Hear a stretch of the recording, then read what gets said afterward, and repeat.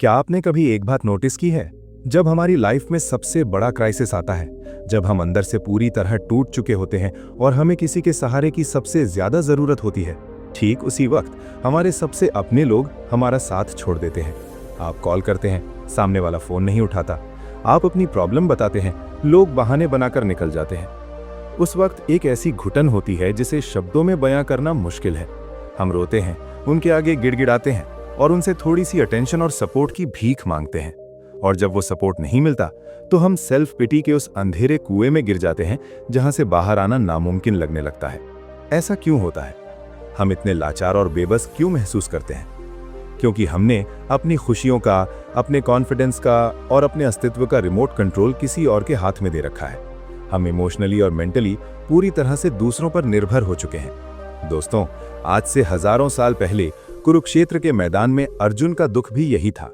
वो इसलिए नहीं रो रहे थे कि उन्हें युद्ध करना पड़ेगा, वो इसलिए टूट गए थे क्योंकि जिन लोगों के सहारे उन्होंने अपनी आधी जिंदगी गुजारी थी, पितामह भीष्म, गुरु द्रोण, आज वही उनके खिलाफ खड़े थे। अर्जुन को समझ नहीं आ रहा था कि इनके बिना उनकी क्या आइडेंटिटी यानी पहचान है। वो इनके बिना अकेले कैसे लड़ेंगे? लेकिन तब जगत गुरु श्री कृष्ण ने उन्हें सहारा देकर कमजोर नहीं बनाया। कृष्ण ने खुद हथियार नहीं उठाए। उन्होंने अर्जुन को वो सर्वोच्च मनोवैज्ञानिक और आध्यात्मिक ज्ञान दिया जिसने अर्जुन को अपने दम पर खड़ा होना सिखाया। आज हम भगवत गीता और मॉडर्न साइकोलॉजी के कॉम्बिनेशन से उन 5 कड़वे सच यानी हार्श रियलिटीज को डिकोड करेंगे जो आपको इमोशनल डिपेंडेंसी से आजाद करके एक ऐसी अनस्टॉपेबल फोर्स बना देंगे जिसे अकेले चलने से डर नहीं लगता। तो चलिए अपने अंदर की उस सोई हुई शक्ति को जगाते हैं। पहला, अकेलेपन का डर बनाम एकांत की शक्ति। The psychology of loneliness versus the power of solitude. हम अकेलेपन से बहुत डरते हैं। साइकोलॉजी में इस भयंकर डर को ऑटोफोबिया या आइसोलोफोबिया कहते हैं। हमें लगता है कि अगर कोई हमारे पास नहीं है तो हमारी कोई वैल्यू नहीं है।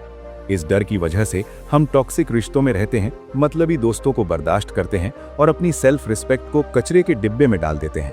लेकिन श्री कृष्ण भगवत गीता के अध्याय 6 श्लोक 5 में एक ऐसी बात कहते हैं जो हर मॉडर्न साइकोलॉजिस्ट की थ्योरी से कहीं ऊपर है।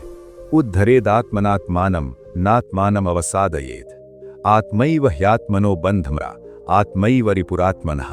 अर्थात इंसान को चाहिए कि वो अपने ही द्वारा, अपने ही मन से अपना उद्धार करे, अपने आप को नीचे न गिराए, क्योंकि ये आत्मा यानी आप खुद आपकी सबसे बड़ी दोस्त है और ये खुद आपकी सबसे बड़ी दुश्मन है। कृष्ण यहाँ साफ कह रहे हैं कि तुम्हारा मसीहा कोई बाहर से आने वाला नहीं है, कोई तुम्हें बचाने नहीं आएगा, तुम्हें खुद को ही उठाना पड़ेगा। साइकोलॉजी कहती है कि जब तक आप खुद के साथ अकेले में खुश नहीं रह सकते, आप किसी और के साथ भी सच में खुश नहीं रह सकते।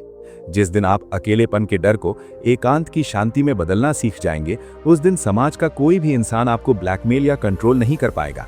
खुद से दोस्ती कीजिए, अपनी कंपनी को एंजॉय करना सीखिए।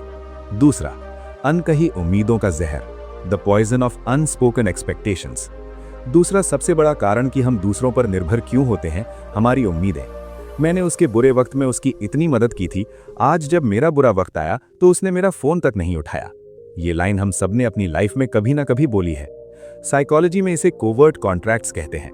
हम बिना बोले लोगों से डील कर लेते हैं कि मैं तेरे लिए अच्छा करूंगा तो तुझे भी बदले में मेरे लिए अच्छा करना पड़ेगा। और जब लोग उस कॉन्ट्रैक्ट को तोड़ते हैं तो हमारा दिल टूट जाता है। भगवत गीता का जो मूल सार है, निष्काम कर्म यानी बिना फल की इच्छा से कर्म, वो सिर्फ करियर पर नहीं, रिश्तों पर भी लागू होता है। जब आप किसी के लिए कुछ करते हैं तो वो इसलिए मत कीजिए कि कल वो आपके काम आएगा, वो इसलिए कीजिए क्योंकि वो आपका धर्म था। जब आप लोगों से उम्मीदें जीरो कर देते हैं तो कोई आपको निराश नहीं कर सकता। अगर कोई आपके लिए कुछ अच्छा करता है तो वो एक बोनस है, लेकिन अगर कोई कुछ नहीं करता तो आपको कोई फर्क नहीं पड़ना चाहिए, क्योंकि आप अपने दम पर जीने वाले इंसान हैं। भीख मांगना बंद कीजिए, चाहे वो समय की हो, प्यार की हो या इज्जत की हो। जो चीज मांगनी पड़े वो इज्जत नहीं, भीख होती है। तीसरा, अपनी असलियत को अपनाना, स्वधर्म की खोज। हम दूसरों पर निर्भर इसलिए होते हैं क्योंकि हमारी कोई अलग पहचान नहीं होती। समाज हमें भेड़ चाल में चलना सिखाता है। अगर दोस्त इंजीनियरिंग कर रहा है तो मैं भी करूंगा, अगर पड़ोसी का बेटा सरकारी नौकरी की तैयारी कर रहा है तो मैं भी करूंगा। जब आप दूसरों की कॉपी करते हैं तो आप जिंदगी भर उनके वैलिडेशन के गुलाम बन जाते हैं। श्री कृष्ण अध्याय 3 श्लोक 35 में एक बहुत ही कड़वी सच्चाई बताते हैं। श्रेयान स्वधर्मो विगुणः पर धर्मात् स्वनुष्ठितात् स्वधर्मे निधनम श्रेयः पर धर्मो भयावह, अर्थात किसी और की नकल करके सफलता पाने से लाख गुना बेहतर है कि आप अपने रास्ते पर चलते हुए फेल हो जाएं या मौत को गले लगा लें। किसी और का रास्ता हमेशा भयावह यानी खतरनाक होता है। अपने दम पर जीने का सबसे पहला उसूल है अपना रास्ता खुद चुनना। साइकोलॉजी इसे सेल्फ एक्चुअलाइजेशन कहती है। आपको ये खोजना होगा कि आपके अंदर का नेचुरल टैलेंट क्या है। लोग क्या कहेंगे इस डर से बाहर निकलिए। दुनिया का काम है जज करना, पर अगर आपने अपनी असली आवाज को दबा दिया तो आप पूरी जिंदगी एक सेकेंड हैंड कॉपी बनकर रह जाएंगे। अपने स्वधर्म को पहचानिए और उस पर पूरी ताकत से काम कीजिए। चौथा, विक्टिम माइंडसेट से बाहर आना, shifting the locus of control. आपने ऐसे कई लोगों को देखा होगा जो हमेशा रोते रहते हैं, मेरी किस्मत खराब है, मेरे माँ बाप ने मुझे सपोर्ट नहीं किया, सिस्टम ही खराब है। साइकोलॉजी में इसे एक्सटर्नल लोकस ऑफ कंट्रोल कहते हैं। ऐसे लोग मानते हैं कि उनकी लाइफ में जो भी हो रहा है उसके जिम्मेदार बाहर के लोग या हालात हैं, और जो लोग ऐसी विक्टिम मेंटालिटी में जीते हैं वो लाइफ में कभी अपने पैरों पर खड़े नहीं हो सकते, क्योंकि जब तक आप अपनी नाकामी का इल्जाम दूसरों पर डालते रहेंगे आपके अंदर कभी वो आग नहीं जलेगी जो हालात को बदलने के लिए चाहिए। अर्जुन भी शुरुआत में विक्टिम बन रहे थे। मैं इन सबको कैसे मारूं, मेरे साथ ही ऐसा क्यों हो रहा है। तब कृष्ण ने उन्हें डांट लगाते हुए अध्याय 2 श्लोक 3 में कहा, क्लैब्यम मास्मगमः पार्थ नई तत्त्वयुपपद्यते क्षुद्रम हृदय दौर्बल्यम त्यक्त्वोत्तिष्ठ परंतपः। अर्थात, हे अर्जुन, इस नपुंसकता और कायरता को छोड़ दो, ये तुम्हें शोभा नहीं देता। अपने दिल की इस तुच्छ कमजोरी को त्यागो और युद्ध के लिए खड़े हो जाओ। कृष्ण ने अर्जुन पर तरस नहीं खाया, उन्होंने उसे उसकी ताकत याद दिलाई। आज आपको भी अपनी इस दिल की कमजोरी को त्यागना होगा। अपनी हालत की 100% जिम्मेदारी लीजिए। अगर आप गरीब हैं तो ये आपकी प्रॉब्लम है, इसे बदलिए। अगर आप फेल हो रहे हैं तो अपनी स्ट्रैटेजी बदलिए। कोई आकर आपके आंसू नहीं पहुंचने वाला। उठिए, जिम्मेदारी लीजिए और अपनी लड़ाई खुद लड़िए। पांचवा, ईश्वर और आपका पुरुषार्थ, द अल्टीमेट पार्टनरशिप। अपने दम पर जीने का मतलब अहंकार नहीं है। इसका मतलब ये नहीं है कि मैं ही सब कुछ हूं। अपने दम पर जीने का सही मतलब ये है कि दुनिया के सामने हाथ फैलाना बंद कर देना और सिर्फ उस एक सुप्रीम पावर पर भरोसा करना। विजुअल, 2 मजबूत हाथों का आपस में जुड़ना जो आत्मनिर्भरता और ईश्वर पर भरोसे का प्रतीक है। दुनिया आपको छोड़ सकती है पर वो ईश्वर आपको कभी नहीं छोड़ेगा। लेकिन याद रखिए, भगवान भी उसी की मदद करता है जो अपनी मदद खुद करता है। कृष्ण अर्जुन के रथ पर बैठे जरूर थे, उन्होंने रणनीति भी बनाई, लेकिन तीर अर्जुन को ही चलाना पड़ा। साइकोलॉजी में इसे रेडिकल रेजिलियंस कहते हैं। आपको अपना कर्म पूरी शिद्दत से करना है और बाकी सब कुछ उस ऊपर वाले पर छोड़ देना है। जब आप अपनी मेहनत और ईश्वर के आशीर्वाद का कॉम्बिनेशन बना लेते हैं तब आपको किसी तीसरे इंसान के सहारे की जरूरत नहीं पड़ती। आप एक ऐसी स्थिति में पहुंच जाते हैं जहां आप देते हैं, मांगते नहीं। निष्कर्ष, तो दोस्तों, आज से अभी से एक फैसला कीजिए।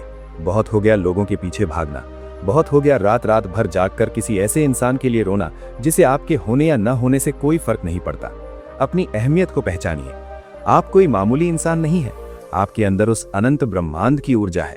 लोग साथ छोड़ दें, कोई बात नहीं, अकेले चलना सीखिए। कोई आप पर विश्वास न करे, कोई बात नहीं, खुद पर विश्वास कीजिए। रास्ते बंद हो जाएं तो नया रास्ता अपने दम पर बनाइए। किसी ने क्या खूब कहा है, अकेले चलने का हौसला रख मेरे दोस्त, काफिले और कामयाबी दोनों तेरे पीछे आएंगे। आज अपना आईना देखिए और खुद से एक वादा कीजिए कि आज के बाद मेरी लाइफ का रिमोट कंट्रोल सिर्फ और सिर्फ मेरे हाथ में होगा। अगर आपके अंदर इस वीडियो ने थोड़ी सी भी आग लगाई है, अगर आपने तय कर लिया है कि अब आप किसी पर निर्भर नहीं रहेंगे, तो अपना इरादा दुनिया को दिखाने के लिए कमेंट्स में लिखिए, I will fight my own battles. या अगर आपको इस वीडियो से शांति मिली हो तो लिखिए राधे राधे। आप देख रहे थे मिस्टर तिवारी। अगर आप चाहते हैं कि ये द लैंप ऑफ नॉलेज ऐसे ही जलता रहे और आप तक ऐसी ही लाइफ चेंजिंग वीडियोस पहुंचती रहें, तो चैनल को सब्सक्राइब करना मत भूलना। इस वीडियो को अपने उस दोस्त के पास जरूर शेयर करें जो इस वक्त सहारे की तलाश में है। मिलते हैं आपसे अगली वीडियो में एक नई सोच और नई ताकत के साथ। तब तक के लिए अपने दम पर जीते रहिए, मुस्कुराते रहिए और बोलते रहिए राधे राधे।